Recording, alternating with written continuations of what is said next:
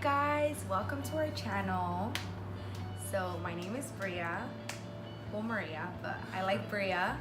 And My name is Francisco. You guys can call me Frankie for short. and well, these past few months have been really tough, and a lot of you guys have been following his journey, have been following everything that we've been going through. So we asked you guys to ask us a couple questions, and we're gonna go ahead and answer them. So the first one, very obvious, is how old are you? we? Go ahead, go first. I'm 24. Just No. kidding. I'm 25. And I just turned 25. April 1st. She'll be 26 November. Okay, so Just want to make that clear. I don't think they wanted to know that, but apparently I'm older. No lies in this video. Okay, how did you feel when you heard the news? Me? You go ahead first. Yeah, you go since you were more like emotional. By news, I think they mean when we found out that Frankie had cancer. Mm-hmm. And gosh, it's gonna be really hard to go through this video because even then it's still really hard to talk about. And I honestly just felt like our life was over. It was really hard for me to keep it together at that time, but I literally just went to shock. That's literally how I felt. I went into shock, but I knew that no matter what we were gonna go through, I knew that I was gonna be there for him. So it's just pretty much, I just felt really sad. How did I feel? I was kind of just like, well, I was feeling really bad like weeks prior, malnourished, really weak. So I knew something was wrong. So when we went to the hospital, I wanted some answers, So I was like, well, what's going on? I went to the San Bernardino hospital. They just told me I had like vertigo. They didn't take my blood or anything. So they just kind of went by ear. So I was like, man, I don't think that's what I have, like, come on. So then I went to the VA hospital, and then they gave me the news, and they're like, your white blood cells are abnormally high. That's usually a sign of pre-leukemia. And I was like, oh, pre-leukemia, it doesn't mean it's leukemia, it's just pre-leukemia. So I was like, all right, not thinking much about it. And then he said I'm anemic, so I was like, okay, maybe I'm just, just really sick. And so when I later realized that it was cancer, I was just really like, all right, well, that's what it is. That's my answer. I know what I have now. So it kind of gave me some relief, to be honest. I was like, all right, I have that. I know what's up. Now it's just getting through this.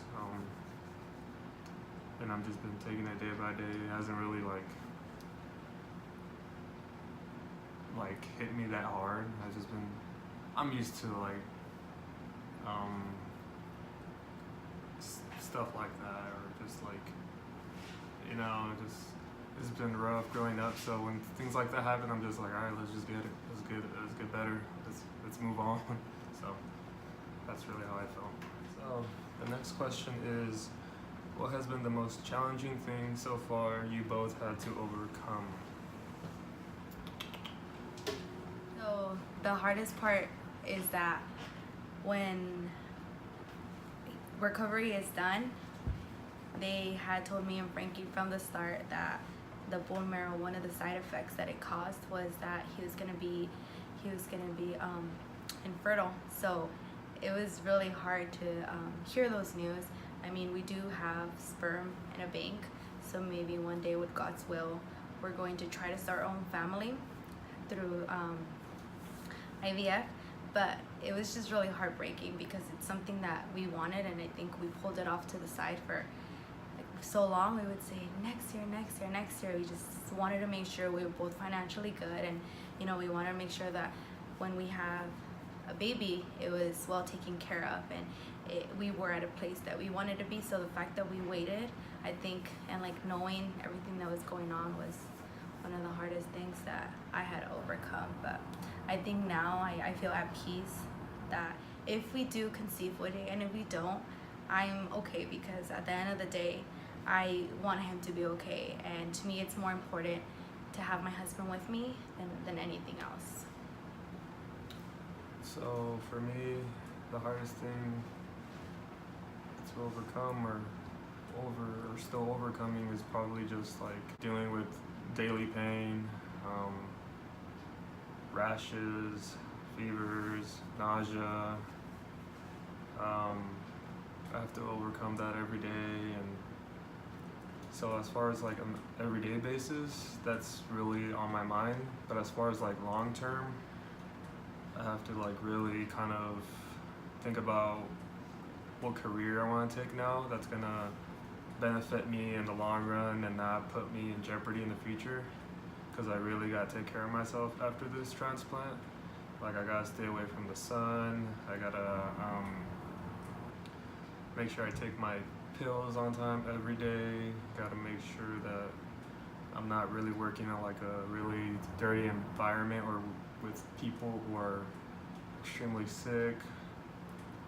So, or like, for example, like foreign people that come or like immigration. So that was one of my career choices. I want to be border patrol or law enforcement. Like you deal with a lot of different people, and so you never know what they might have. So that could put me at risk. So now I have to really think about like changing careers and doing something more like office related or just something like that. So I really gotta think about what I'm gonna do next. So that's gonna be something hard to overcome in the long run, I feel. What do you hope in the future?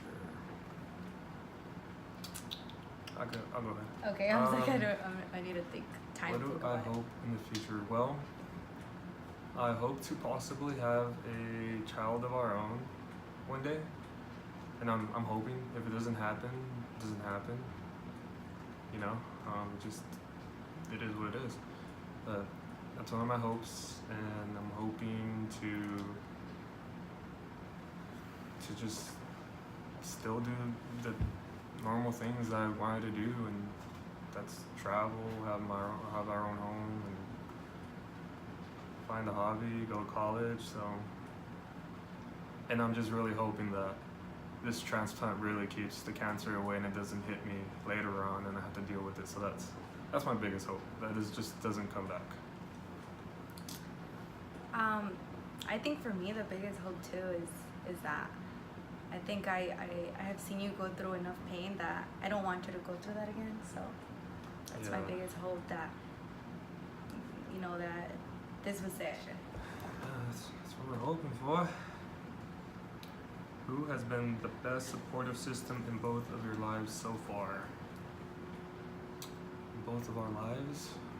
Well, for me, my greatest support has got to be this woman right here. She's like, man. You're so sweet. I owe her. Aww. I'm gonna owe her so much after this. Cause she's just done so much. And Aww. she's really strong, and she's somebody I can rely on, and I know I could like trust her with anything. Like anything. I trust her with anything.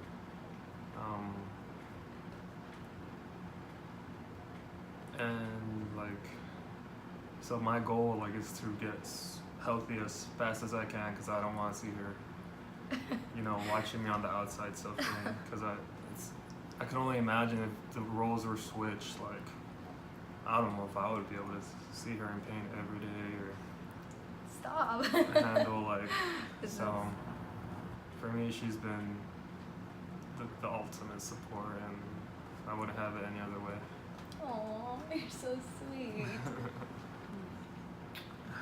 I think for me, it's cheesy, I know, but seriously, of course, you know, family and everybody have been really supportive. Of course. You guys, like your messages, like they seriously mean a lot, because sometimes I just feel really bad, and you know, just to know, I know like somebody texted me one day and she said, oh, I told one of my family members and they're praying for you, and I don't really know her like that, but like just to know that people are praying for us, It really means so much. And for me, it's like most of the time we're alone. We don't have anybody else here.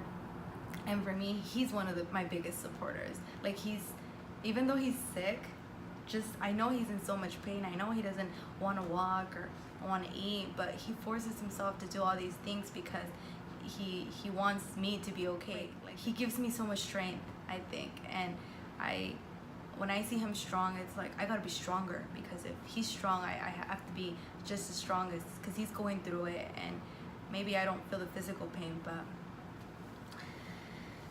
so yeah. For the next one, it says, so this kind of like for you. It says like, what does your daily routine consist of with Frankie? So when he was an outpatient, when he wasn't admitted in the hospital, we would come to the hospital every day in the morning, stay for a couple hours. They would check on him. They would give me, because yeah, I'm his wife, but I'm also his caregiver. So that means that I have to make sure he's taking his medications. I gotta make sure he's drinking water. I have to make sure he's eating.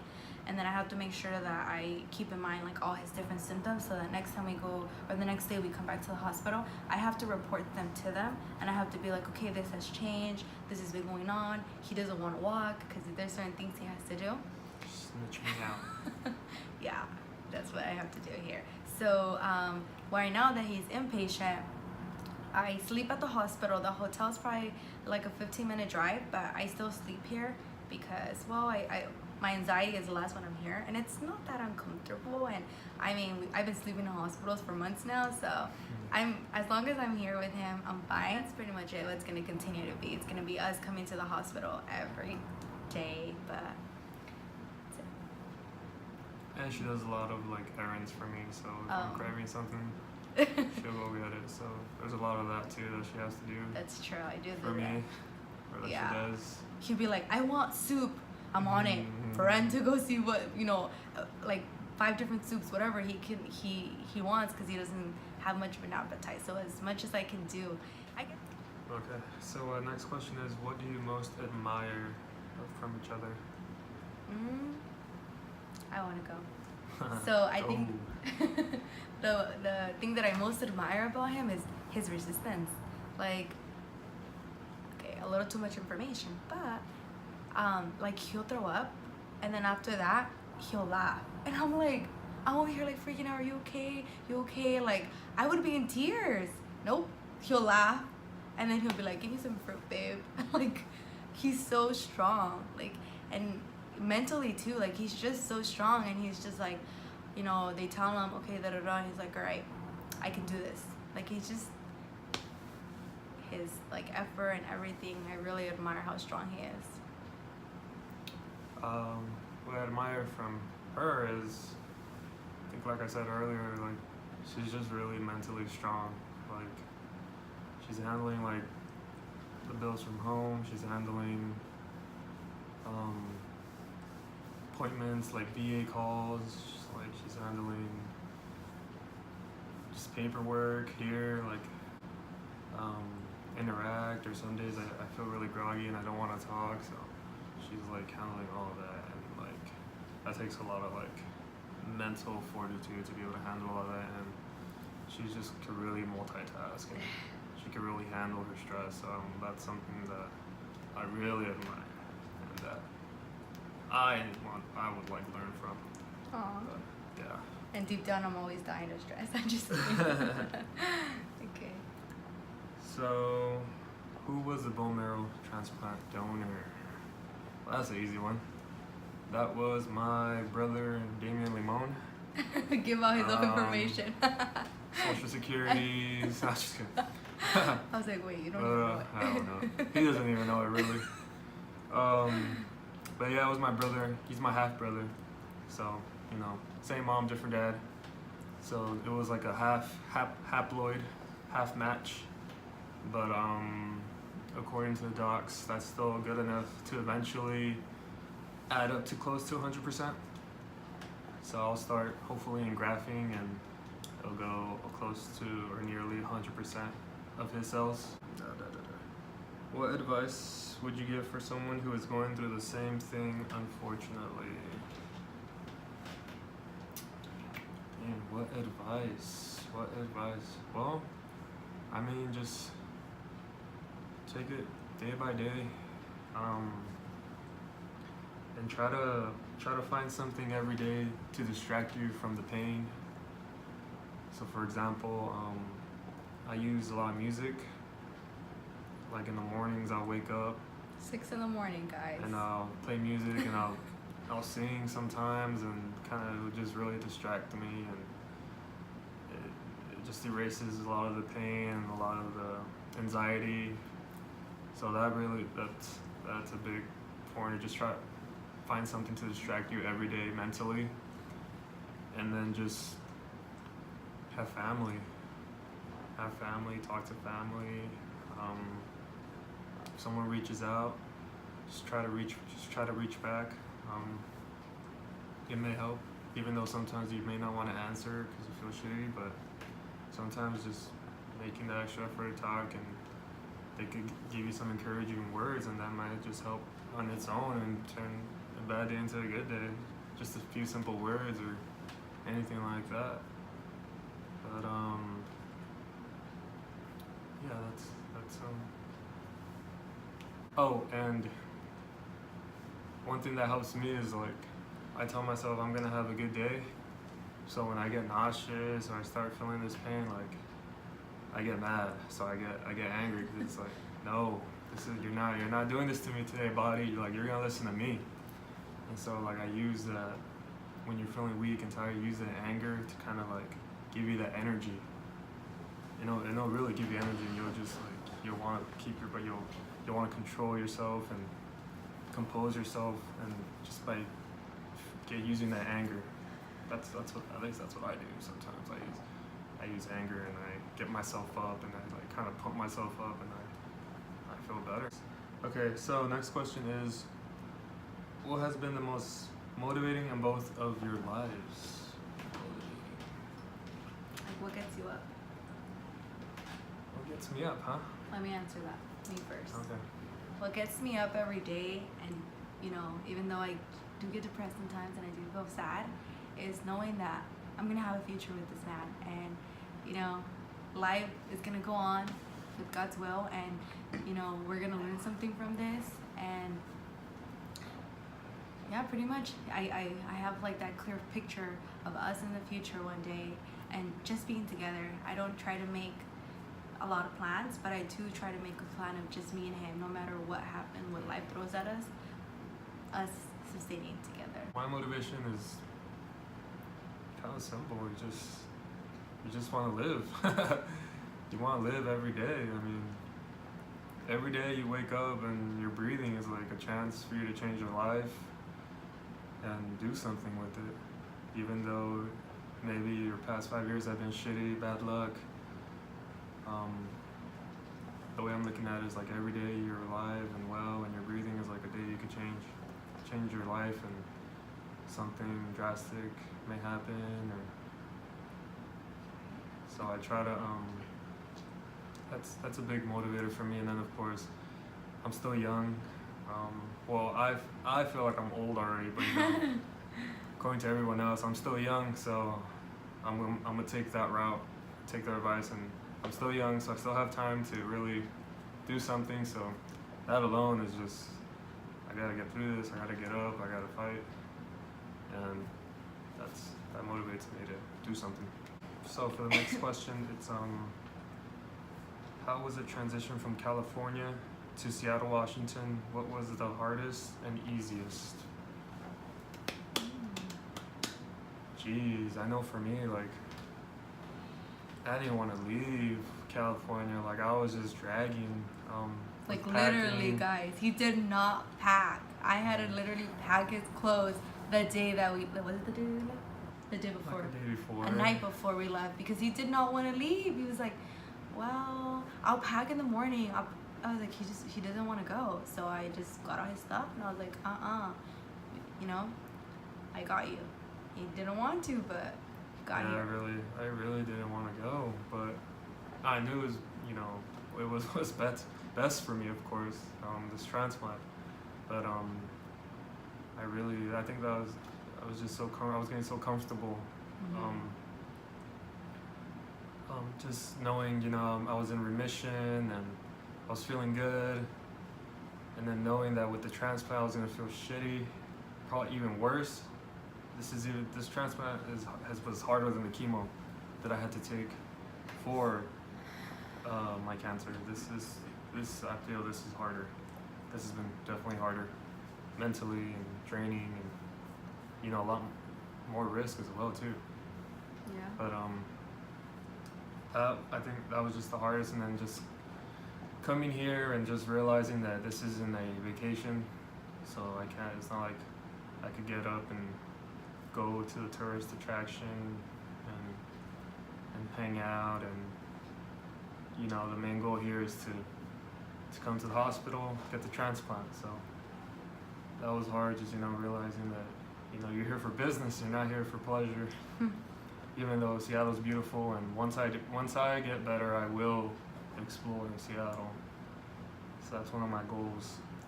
And the easiest so far has been, they've been taking care of me really well, I think, and making me feel comfortable and reassuring. So it's been real easy having trust with these docs and these nurses. So that's really reassuring and puts me at ease. So that's been the easiest. Yeah, they're really amazing. I think for me, the hardest part was like leaving my family and knowing why we were coming here, and the fact that we worked really hard to have an apartment and have everything, and it was like we were just leaving everything, and we didn't know when we were going to come back. And because technically when we come back, we have to find another apartment, find somewhere to live.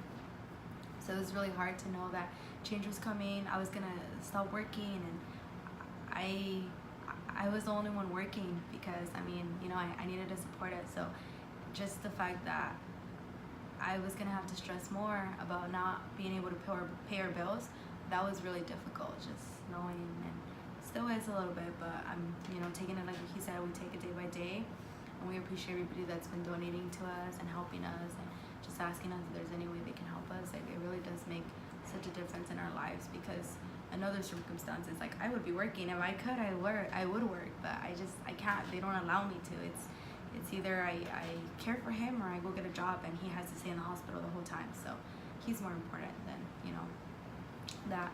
And the weather is just awful, the cold. So that's really hard. And I think It hasn't been that cold. for me, I'm always cold. So for me, and then I guess the easiest part is just, it's so beautiful here. It's so green, and just the views. It's been easy to, slowly kind of fall in love with the views and the area. That's pretty much it. So last question, it's a real simple question, is did you guys end up flying to Seattle? No. Heck no.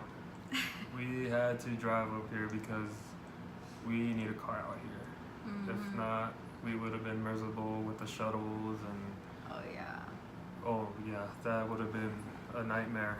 So we had to drive up here. 2 more questions. Oh, we have 2 more questions? Yeah. How did they find the donor? Oh, how did they find the donor?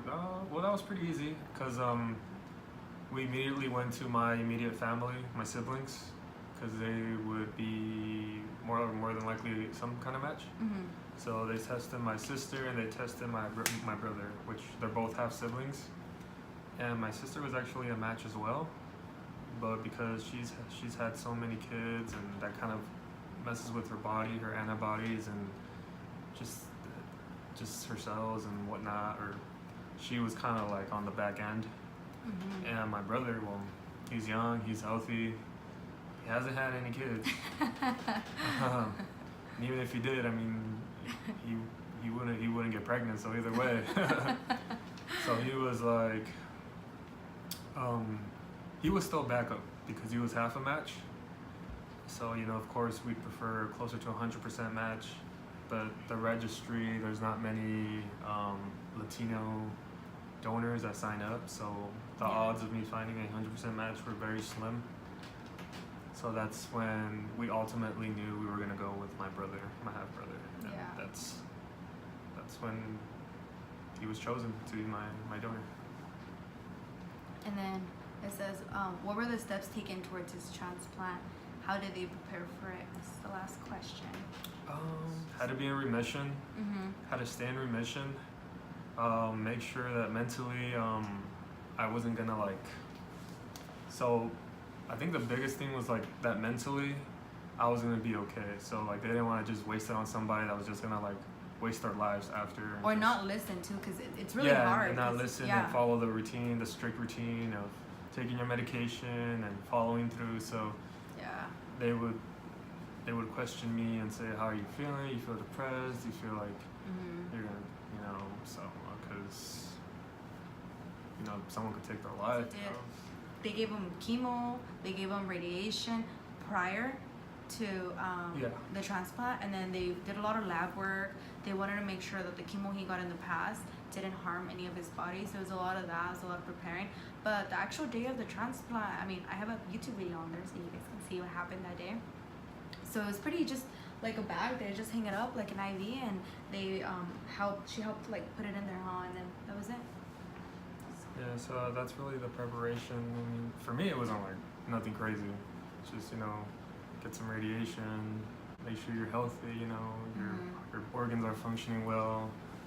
Nothing like, it didn't require nothing like major, anything crazy. Like, you gotta be a certain blood type or, No, because yours were different blood types too.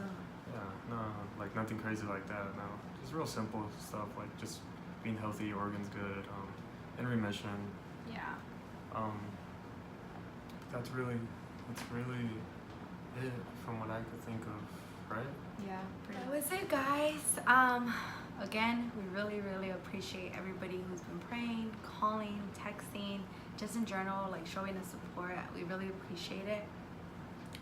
You know, it's just the beginning. We have a lot to go through, but we're gonna get through it together, and we appreciate you guys wanting to know a little bit more and us opening up to you guys. So thank you guys for watching.